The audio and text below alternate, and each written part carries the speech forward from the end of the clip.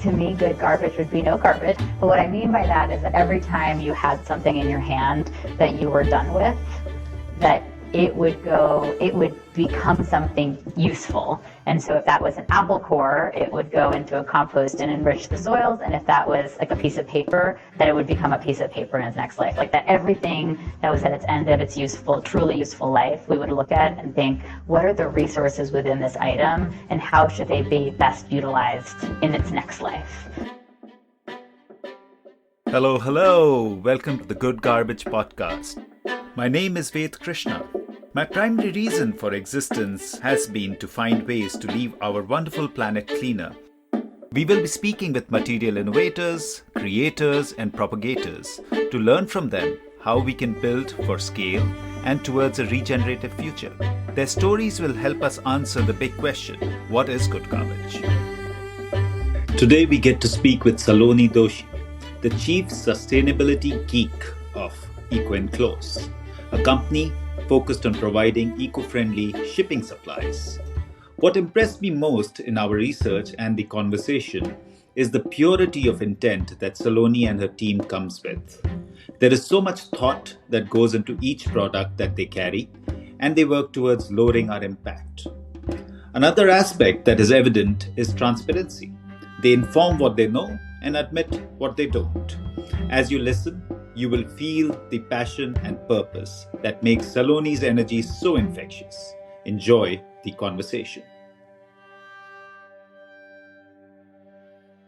I'm super excited to have Saloni Doshi, the CEO and Chief Sustainability Geek of EcoEnclose. This is a company that is doing so much work to change the e-commerce packaging, and they have such a big range of products on their website, and just so much consciousness around what is being done. So I'm super excited to talk to you, Saloni. Thank you for agreeing to be on the show. Thanks so much for having me. I'm excited as well. Great, Saloni. So I'm going to take a step back and talk to you more about Saloni, the person. Tell us more about your growing up years and if there were any influences at that stage that impacted your thinking now in terms of packaging or a cleaner planet around that domain. If you can think of some incidences that might have caused what you do now. Yeah, well, let's go way back. I love it. So I grew up in New Jersey to immigrant parents from India. And, I think it's really interesting, right? I think anybody who's born or raised to immigrant parents, especially Indian parents, knows that like the pressure is really to focus on like medicine, engineering, banking, things like that.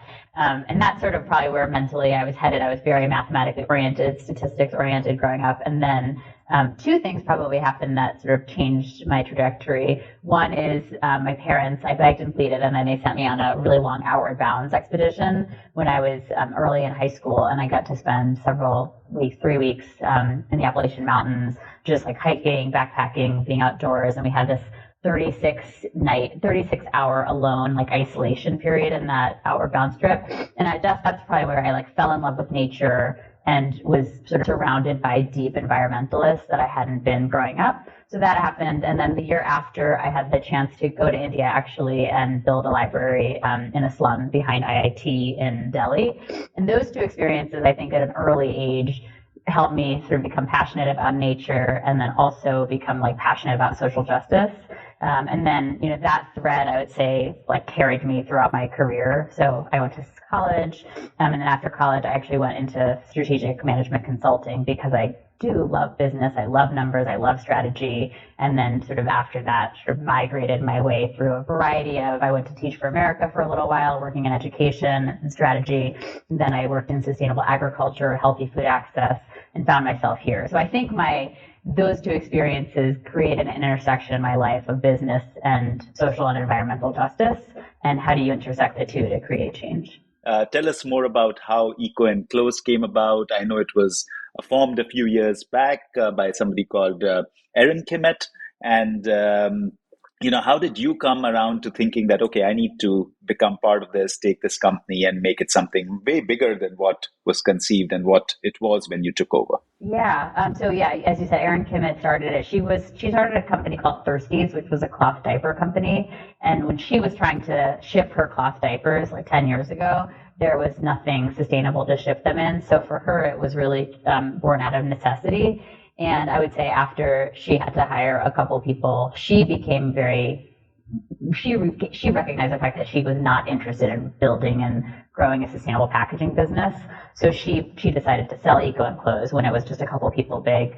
At the same time, my husband and I were living in Colorado. I was working in sustainable agriculture, helping farms transition from monocrop production to organic regenerative agriculture. And he was actually actively looking for a business to buy. And so it just happened to be that we crossed paths with Erin, found out about EcoEnclose. And I think for Kyle, who's my husband, EcoEnclose was like a magic, like it's such a beautiful opportunity because it was values oriented and it had a really strong ability to scale. And then I don't think at that point I wasn't excited to buy a business. I was really happy in my job, but because it was EcoEnclose, it was very clear to me that it was kismet almost to find it, right? Because this was the intersection of us being able to support businesses and support sustainability and support innovation.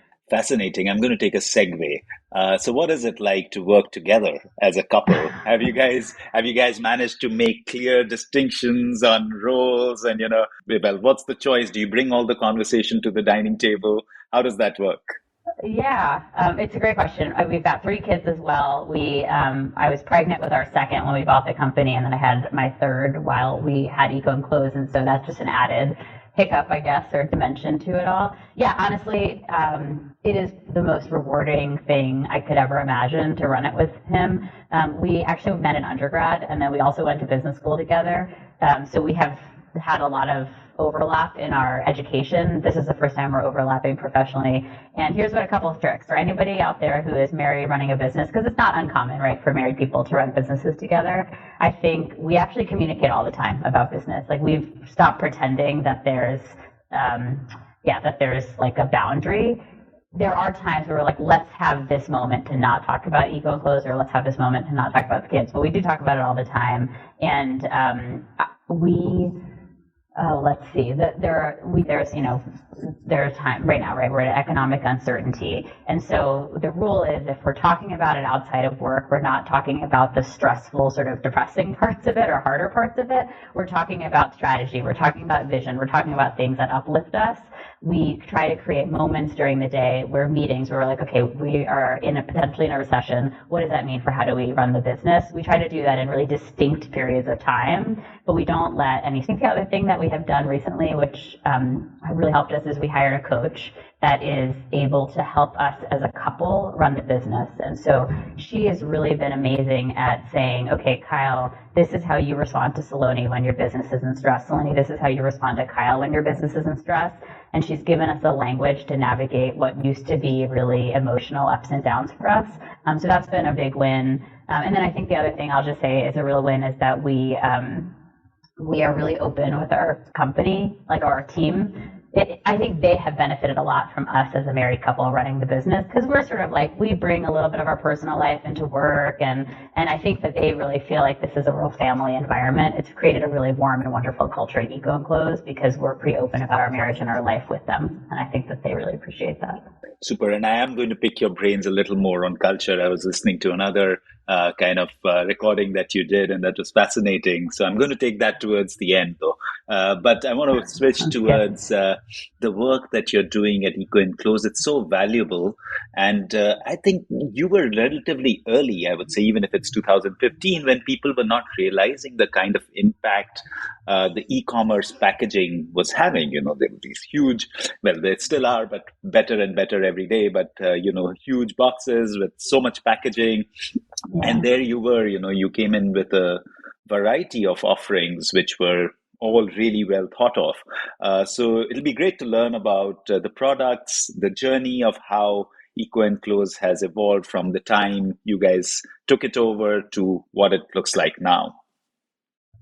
Perfect. Yeah. I mean, I think that when we first started the EcoEnclose, the challenges that we were having were, hey, how do I convince brand X that sustainability matters in this space?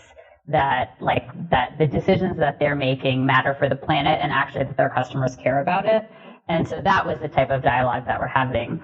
I think today, 99% of brands out there, D2C brands out there, recognize that this is important. They need to, now the challenge is, A, can they afford, quote unquote, can they afford, the perception is that sustainable packaging is going to be a lot more expensive. So they're sort of grappling with, like, can I afford to do this? And then I think the second, the question is, what counts as sustainability? So, we were having very nascent conversations, and now we're having much more nuanced, complicated conversations with folks, which is really exciting. Because we get to go into that level. I think the other thing that's interesting today is that because sustainability is like a much more sort of hot word, there's a lot of, there's some really great competition on the market, and then there's a lot of, I would say, watered down competition on the market. And so that's creating a dialogue around sustainability where you're navigating. I mean, a very basic example of this is, we'll get a lot of calls from people that's like, hey, I just need curbside recyclable packaging. That's all I need. And our response is, listen, that can't even be that's like the very tip of the iceberg when it comes to sustainability. Let's think about, where is your packaging coming from? Is it made with recycled content? If it's not made with recycled content, what trees are getting cut down to make your packaging, et cetera. And so we're sort of having to say, okay, I know that the tip of the iceberg is all that other people have told you important, and maybe that's all your leadership cares about. But if you care about sustainability at a deeper level, can we start talking about the nuances behind this? So that's, I think, the evolution of sustainable packaging and that we've had, and it's been a really fun one because now we get to go like really geeky on the conversations that we have. But it does make, honestly, like winning business more challenging because you're fighting with more, again, complicated factors, and it's just a little bit harder to close the deal. I think what I see is that you carry a huge range of products, and that should enable. So if I go to a customer and I give them the entire offering, there's a higher chance of them sort of one coming with that business and also probably staying with that business. But an overlap question with that, how do you manage that inventory? Because there are so many different products that you have. And so talk to me a little more about this range of products, offerings, and then management of inventory. Yeah. So I guess the range of products is a really good question. The range of products, I will first say, is that I think it is great because we recognize that there's thousands of different types of businesses out there, and some need to ship in boxes and some need to ship in mailers, and different people need different strength and functionality profiles. So what we say is that every single product that we offer, we've tried to develop it as much as possible to meet our sustainability framework. And so the idea is that, like, once you've found us, hopefully you don't need to be vetting between our offerings from a sustainability lens. You can just now pick from a functional lens. I think our customers might say, and frankly, even our non-customers might say, that variety of offerings makes it a little bit more complicated to work with us because it's a little easier when you go to one company and they're like, this particular solution is the silver bullet to all things sustainability. Just do get this. And when you come to EcoEnclose, it's like, we're going to first say nothing that we sell is perfectly sustainable. All of it has its drawbacks.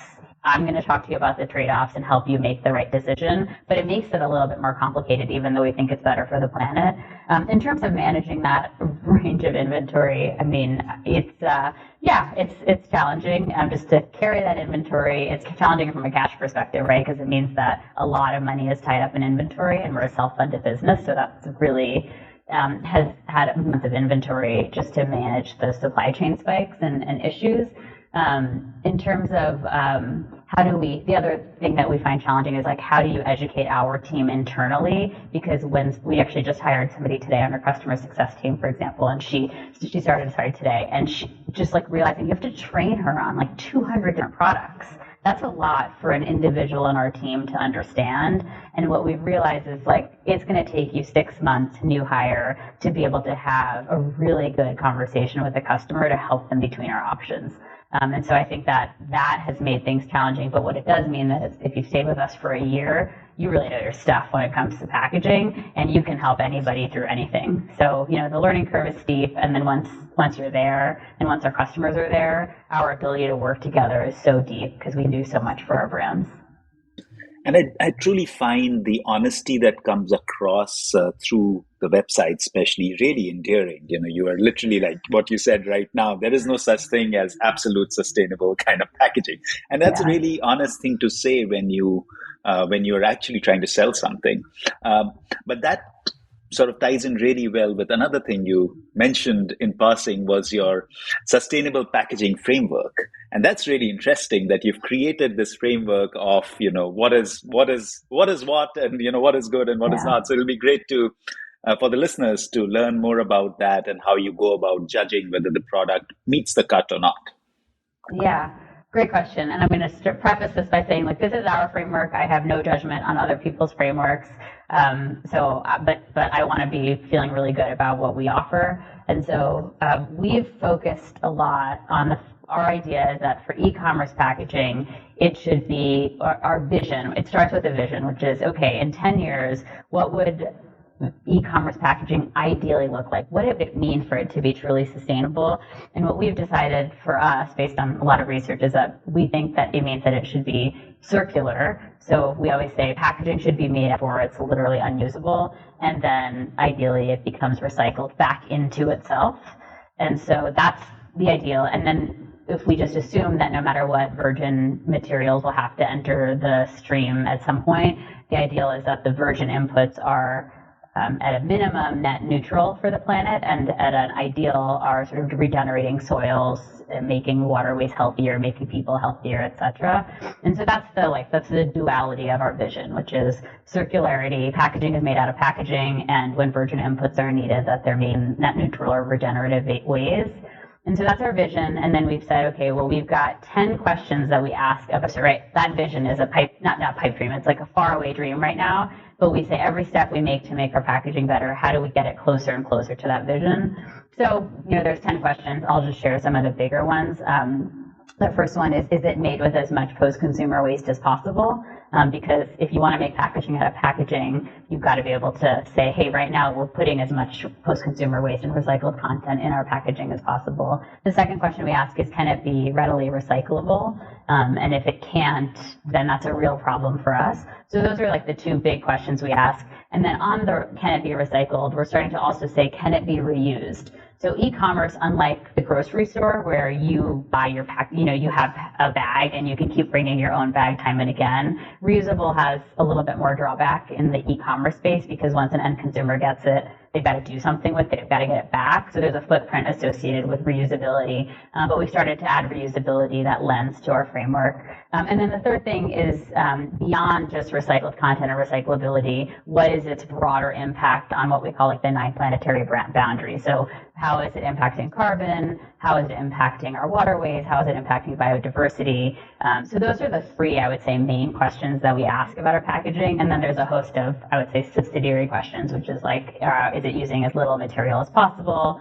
Or is everybody across the supply chain being paid ethically? Do we have transparency into how they're being treated? So there's a host of other nuanced questions, but those are the 3 that like really drive us forward. And I could see it was really well thought of. In fact, it was educational for me. I've been in this segment for 23, 24 years now. But even like the lens that you had put in there was really educational, particularly from one perspective that I've had growing up, and I'd love to get your thoughts on this. So I grew up in India, and in a pulp and paper packaging environment. That's what my father did. And one of the things that I found really challenging, and as I grew into the business, was this whole idea of recycling, because it was such a big thing and everybody was talking about it. But what I saw was there was waste paper or waste plastic being collected all the way in the United States, shipped inland, then eventually shipped across the world to a port in the west of India, taken and then shipped inland somewhere to a recycling mill. It recovered about 50%. Typically, if it's a decent material, it would create a lot of waste. And of course, you mentioned somewhere about China banning, and that was the whole deal there. It created a lot of waste, and what was produced from that used maybe 70 to 80% of the energy that would have been used in a virgin material. and then it was downcycled. It was never recycled because you can only sort of downcycle that many times. And then I saw, on the other hand, virgin materials, at least in India, there was no forest that was being cut. It was always social forestry. So people were enhancing the forest cover by enabling farmers to grow trees. That's it. The trees were eucalyptus and things like that. Not the best variety of, or not very diverse kind of. It was more monoculture kind of trees, but okay, at least the forest cover grew, and then of course there was more being grown than cut. And like you mentioned very honestly, everything has an impact. So that had an impact, and recycling had an impact. But I really got I would say a little bit not so much in favor of recycling when it came to that. But it was educational for me, because I saw not only were you looking at recycling being an option, but one of the things in the 10 that you did not mention was that you were also looking at how closely it was recycled.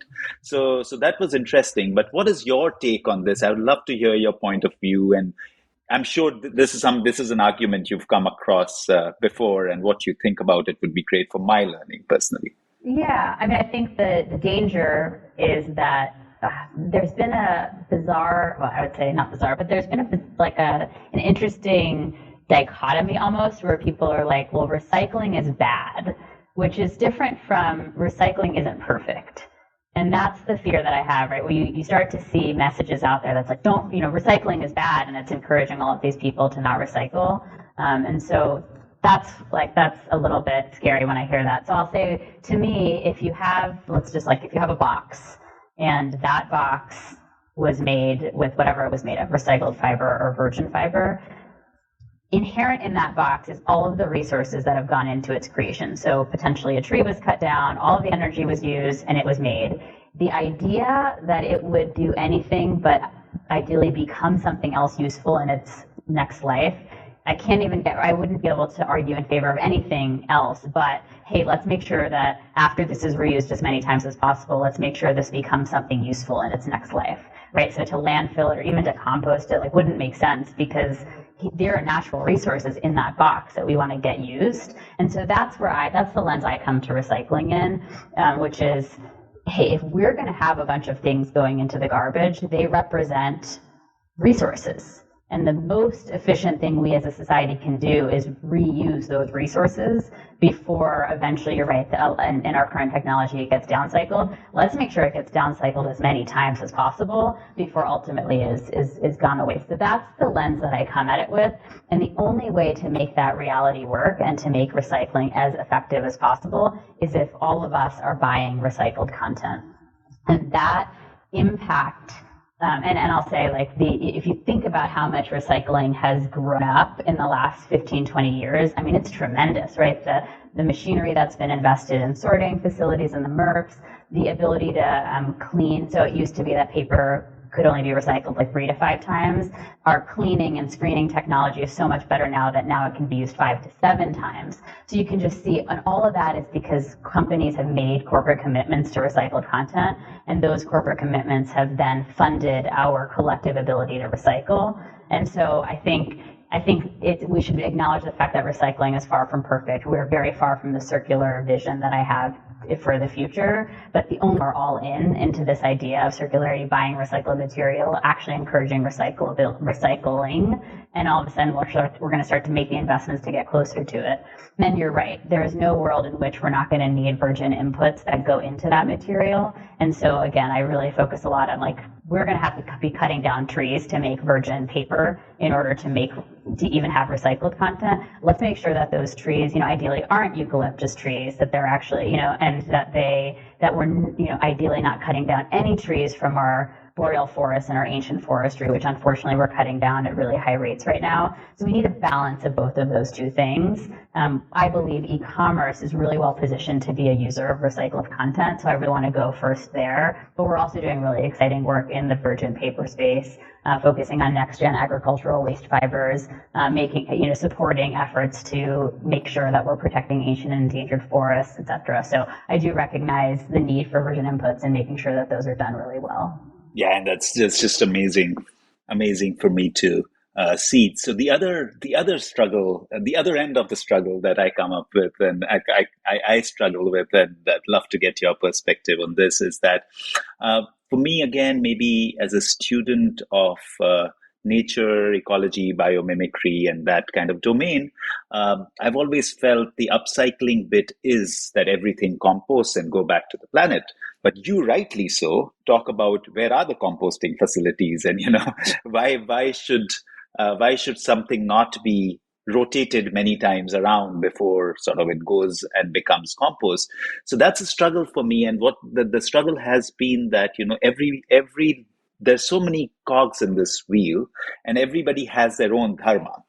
So I feel, like we create more and more compostable packaging in the hope that somebody else will see that market and create more and more composting facilities. And of course, you mentioned it somewhere, it's more complex than it seems. The MRFs many times may not want to take compostable packaging, but it'll be great to get your perspective on this idea that if we were to create more and more compostable packaging, there would be composters that will come, knowing very well that everybody is not going to start home composting. So we will need industrial composting sites at some point to grow. But how do you think about it, and what is your point of view there?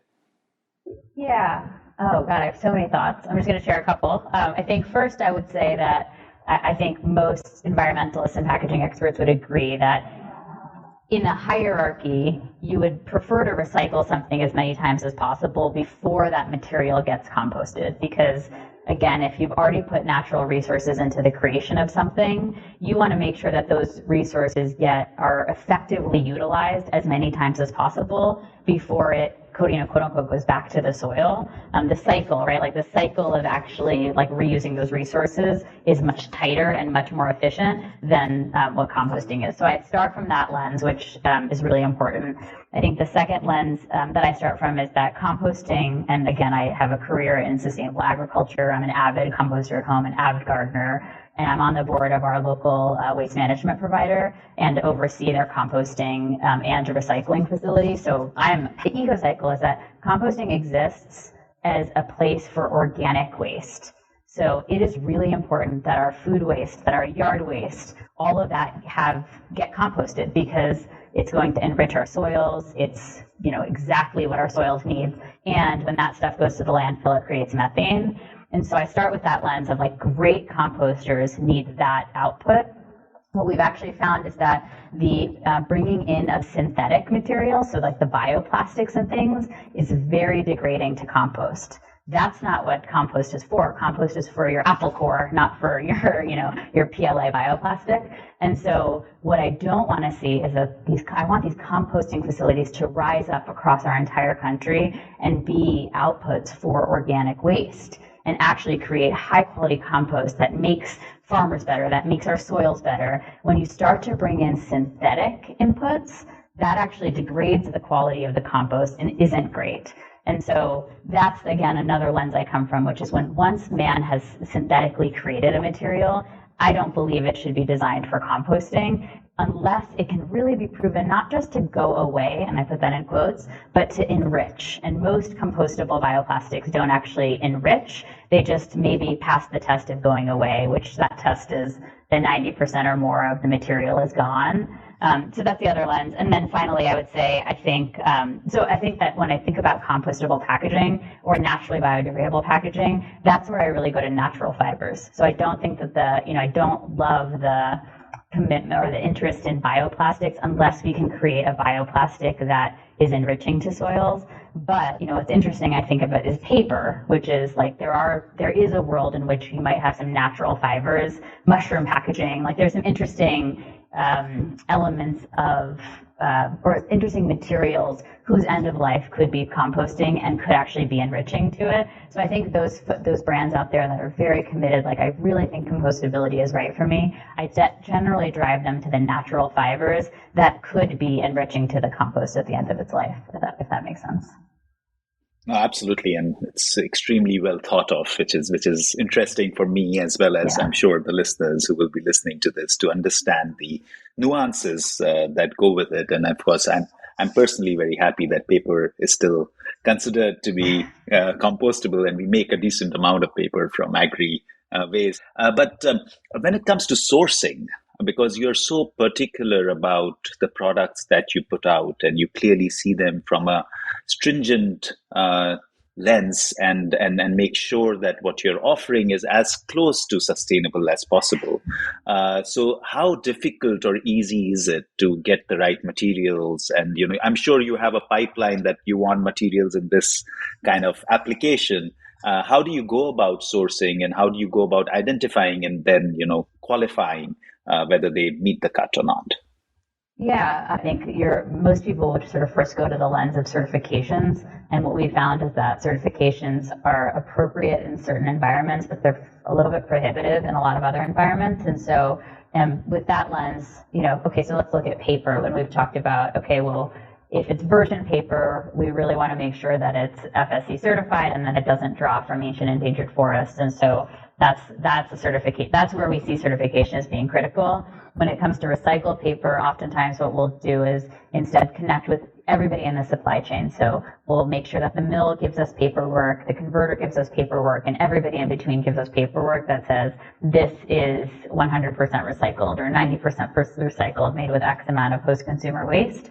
And so like a lot of supply chain documentation is what we focus on.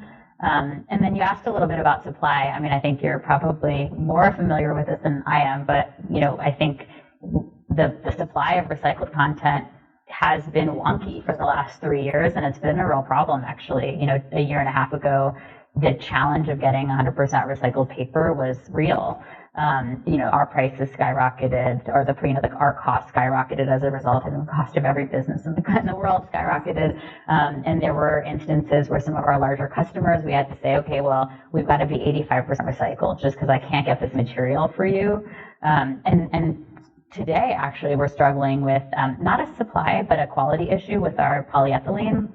So the market for recycled polyethylene is skyrocketed. I mean, right now, if you want to buy recycled HDPE, it's 3x the cost of what it was like several years ago. A demand that's going to fuel people to actually recycle their HDPE. So in some ways, you're like, oh, that's an environmental win, but it's a huge challenge for our business. And it means like our latest run of one of our products had a lower quality to it because the recycled inputs going into it were lower quality. So I think, I'm not from answering your question, but we certainly, especially when you work with recycled content, you just deal with these like ups and downs of volatile pricing as well as volatile quality. And in some ways, we rely a little bit on our brand community to say, like, that's okay. We're here to buy your recycled content, and we're okay with some of these inconsistencies in color or inconsistencies in gelling or something like that in order to make this sort of sustainable movement work. We would like to take a minute to thank our sponsors. Good Garbage is sponsored by Paka, a family of brands that produces compostable packaging and works to implement regenerative solutions. Paka's new project is to bring compostable food serviceware and food carry products to the North American marketplace. Learn more at paka.com. Now back to the conversation. So two things more on products. There is a stark statement I read somewhere, which is refuse to work with corn. I would love to learn more about, what is thinking behind that, because of course, I've come across very interesting products, again, starch-based bioplastics, but sometimes they are even third-grade starch, which disintegrates well. But again, it is engineered. So I get your point of view, and I want to understand more about the clear thinking there. But I'm going to add one more question before you respond. And the other one is, I saw that some products went through your test, and then products from cassava and cellulose didn't make the cut. So just that idea around what because you are looking at products every day. So it's very interesting for me, and I'm sure others, to hear about what you're finding and what is enabling that tough decision from your end, because I'm sure it's not easy, because there is a product available, it does the job, but your lens of sustainability is not matched, and you have to take that tough call. So love to hear your thoughts behind that.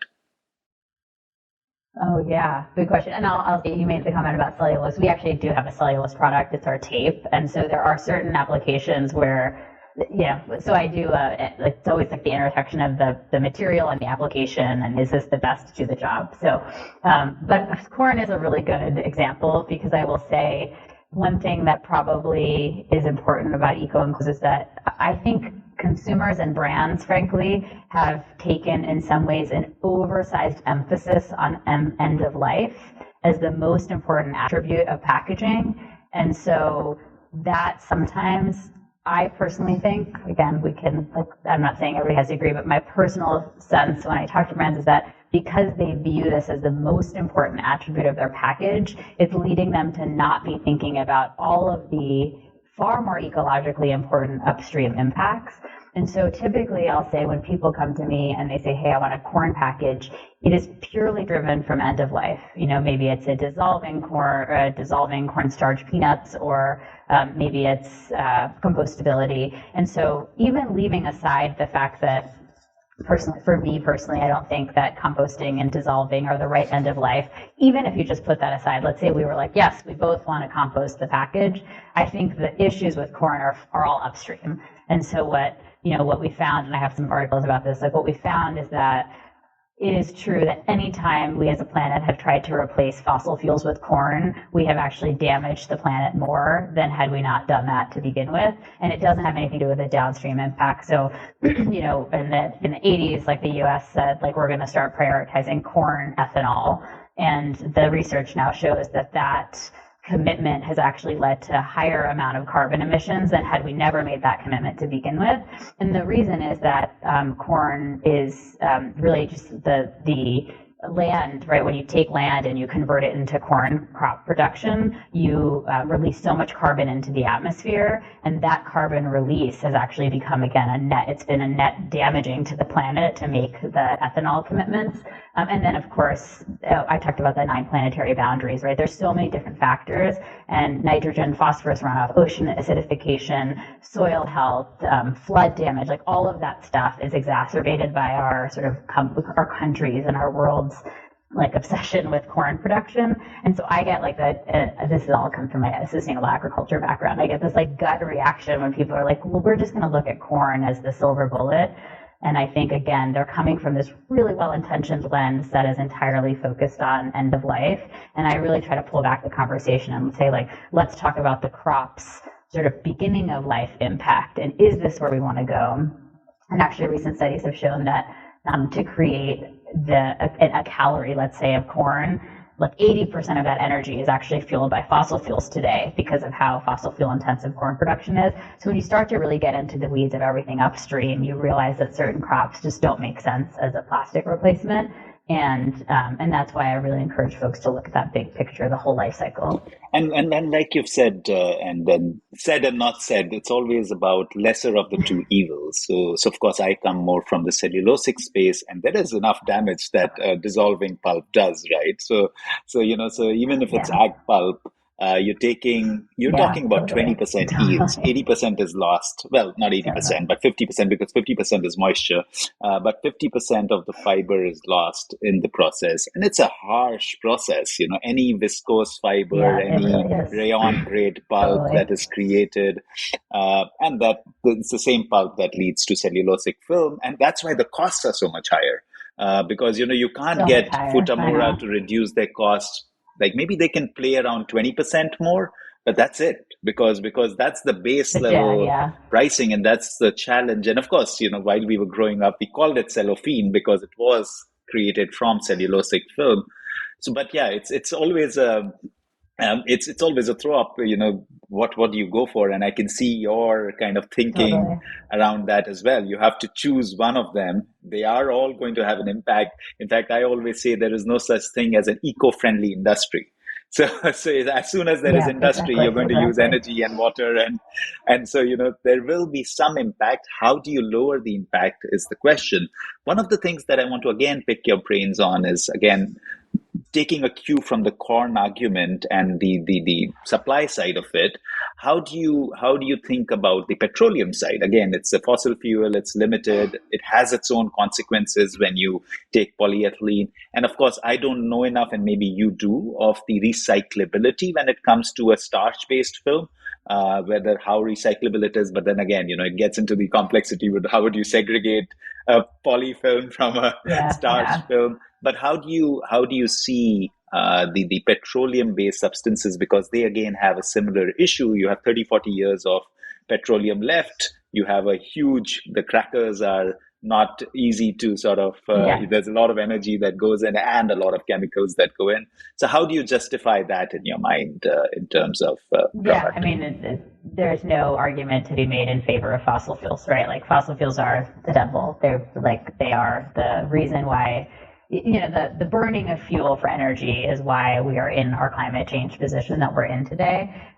Where I'll just say, like, where I think I get hung up is when somebody comes forth and is like, well, this is the answer. Corn is the answer. And again, I think what we find is that when we try to like pin all of our hopes on this a material that we haven't given a lot of thought to, then we tend to make trade-offs that are, we tend to rob Peter to pay Paul, and it actually ends up being worse for the planet. And so that's really where I come in.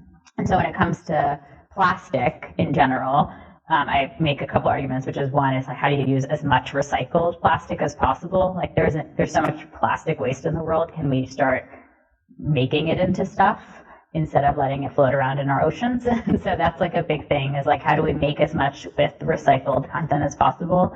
And so that's like been the biggest driver. So when we first started EcoEnclose, there was no at all recycled poly film at all.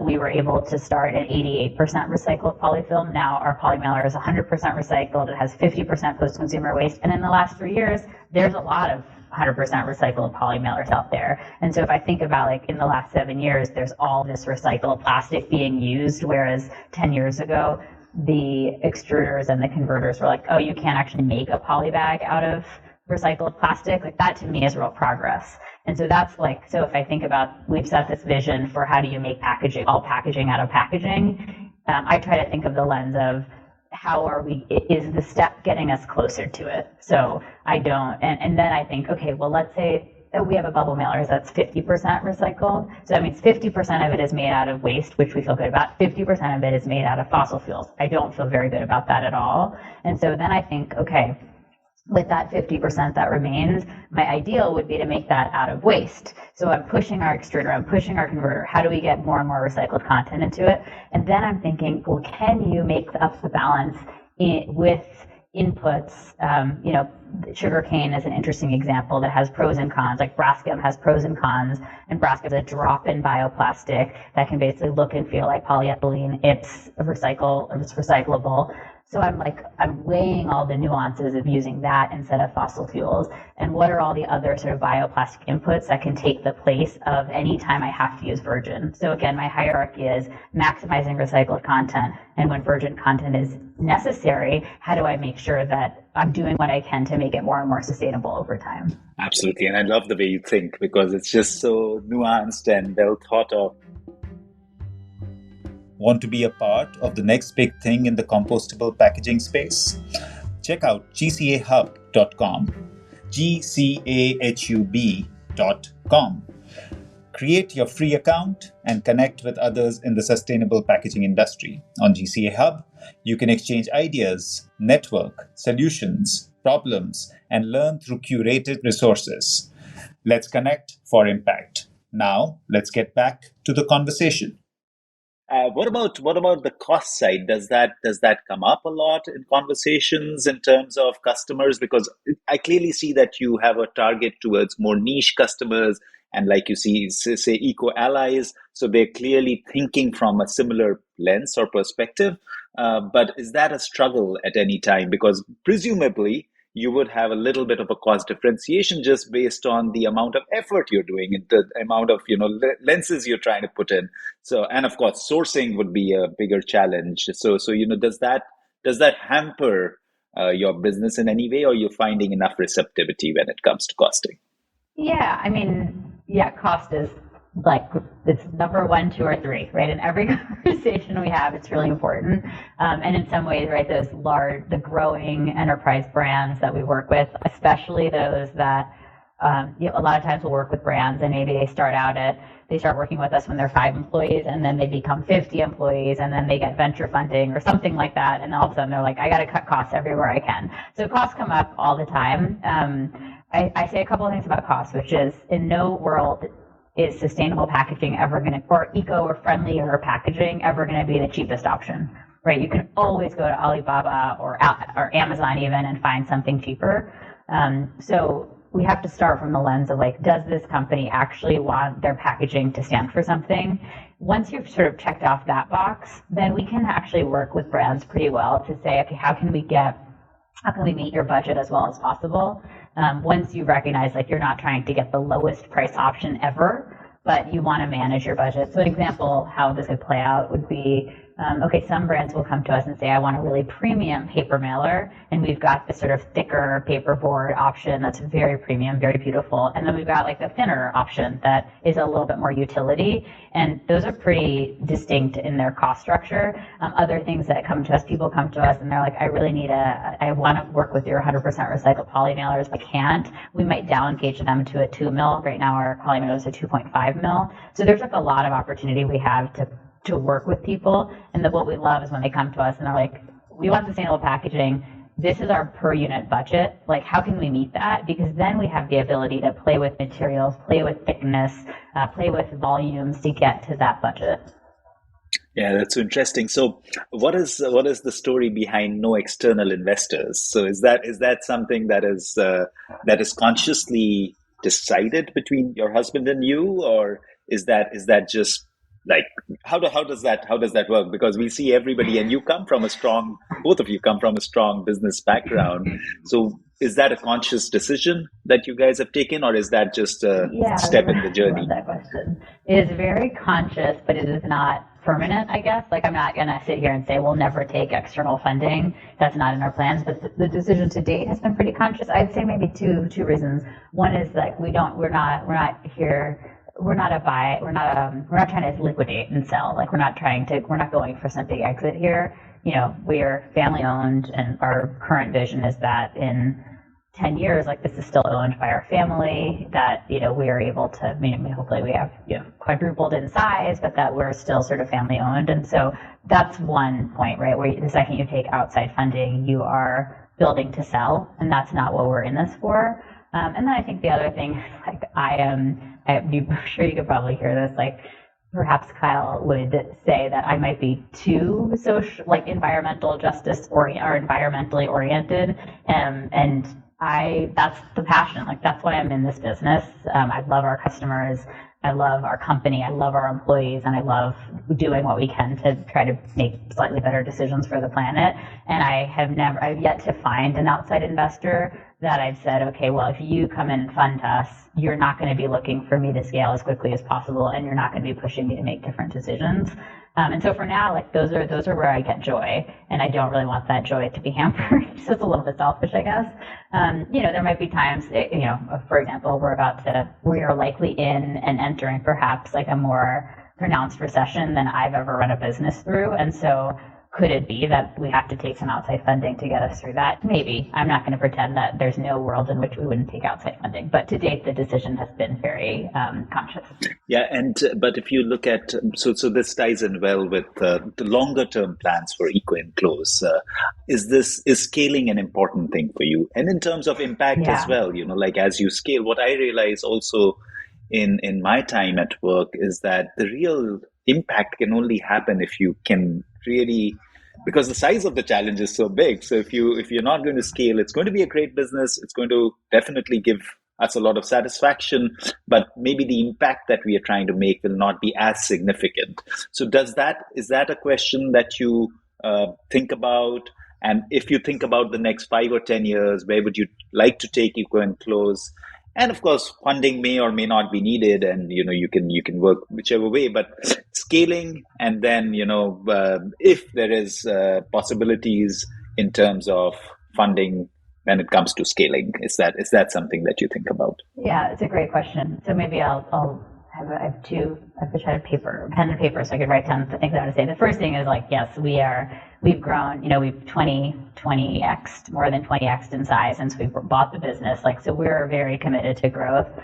We see our growth very focused on, when we acquire, I would say nimble brands that have a lot, like Patagonia's, Prana's, like those are the types of brands that are making an impact, or we can work with them because they are not caught up in the sort of like larger bureaucracy that you might see with some of the really largest brands, but those are brands that are making an impact. And so when we work with brands like that, we know we're having scale and impact. And so as many of brands in that sort of category as possible that we can work with, that's going to help us get scale. They're going to help us get better. Like it's just those are the types of brands that are like the perfect marriage for us. And so what's really fascinating and wonderful is like, we can scale our business with them without taking on a dime, right? It's just like, it's a self-sustaining business model. Where I think funding is perhaps most interesting is if there were nascent technologies that we had to invest more capital than we have just from running our business. So Algae Inc. is an example of a technology that we invested quite a bit of our capital in, but it was capital that we had. It wasn't more than we could afford. And so we invested, quite a bit though in commercializing it and helping them go to market. Let's say a new technology came on, like a new idea came on market, and it's like, okay, in order to scale this, you need much more money than EcoEnclose has available. And if that ever happened, I think that would maybe be a really interesting catalyst for us to start seeking out outside funding. And I'm sure with evolution and time, you might find the right partners in terms of funding, because there are Totally. many coming in, and you might find the right level of dilution as well. You may not dilute more than 10-15%, and that's fine. And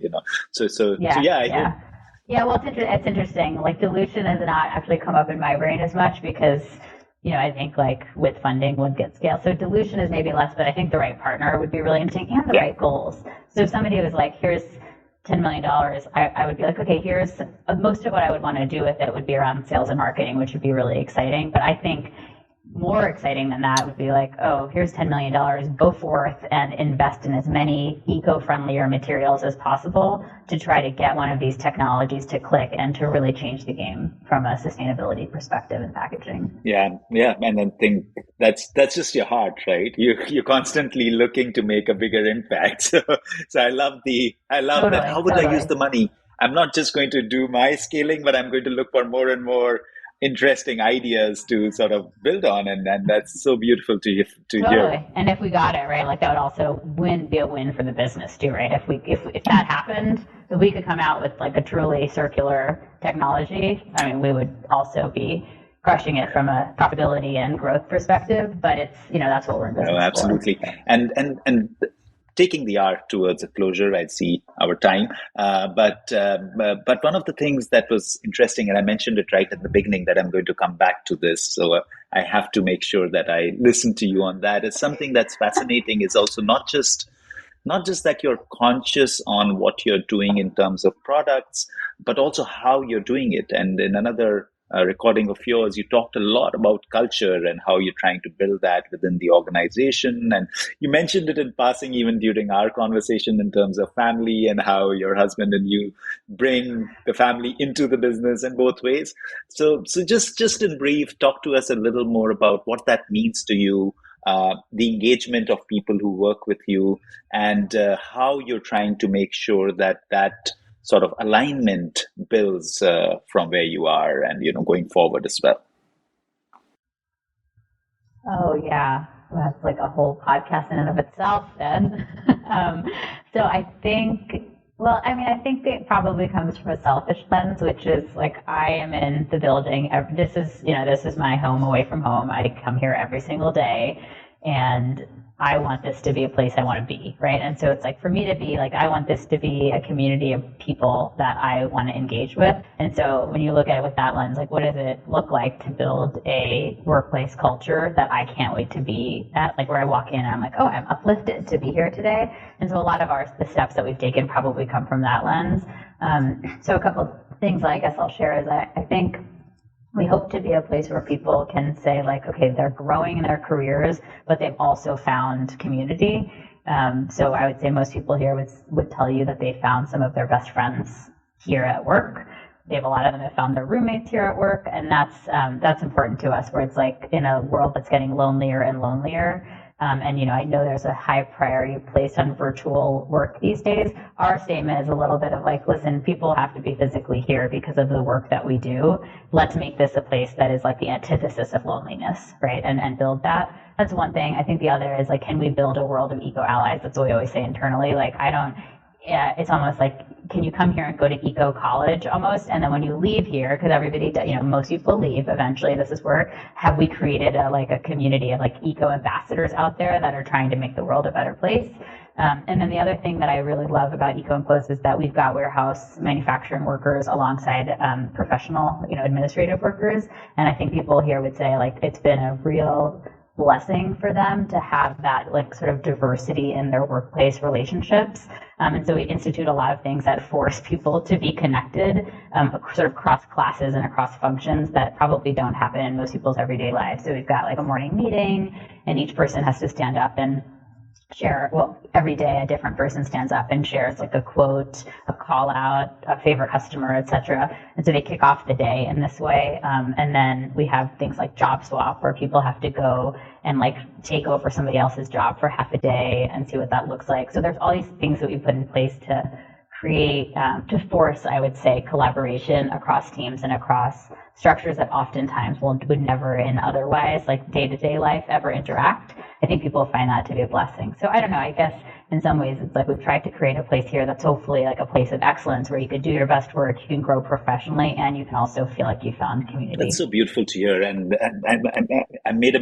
We're not always successful at it. So. This is an absolutely, Saloni, an ongoing journey, and you and I both know you'll never be perfect. Yeah, but it's the intention again. And like as I was listening to that, I was like, I'm going to have to visit you next time I'm in Colorado just to experience what you're trying to create fun. there. Yeah, we have good people. I think it's like I just really love them. Like I really love our workers. They're really cool. I learn a lot from them, and hopefully they learn a lot from me. So.